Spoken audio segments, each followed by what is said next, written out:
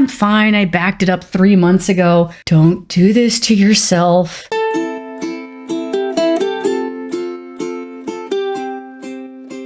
Hello, creative. I have an incredibly practical tip for you today. Well, 2 tips technically. Write it down, back it up. No, you're not going to remember that idea. No, the one computer you have that thing on will not be safe forever. No, that amazingly quippy line that you came up with in the shower is not going to stick in your head. No, that concept for that glorious portrait is not going to stay clear in your mind. Write it down and then back it up. These are sort of 2 sides of the same coin, honestly.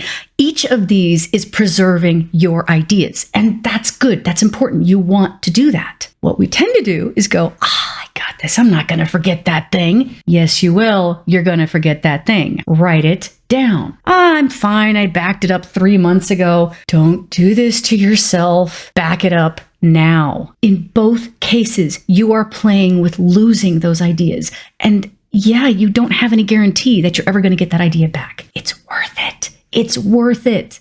Write it down, back it up. How do you back it up?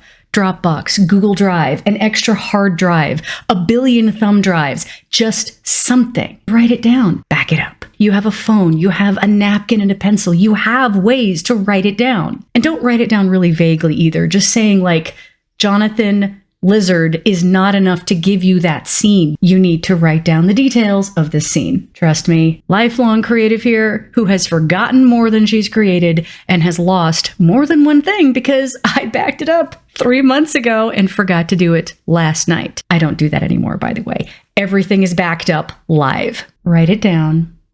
Back it up. Your future self is going to thank you for this with roses and chocolates and accolades. Don't forget to create today while you're at it. Take 3 minutes, sit down with me, and let's make something new.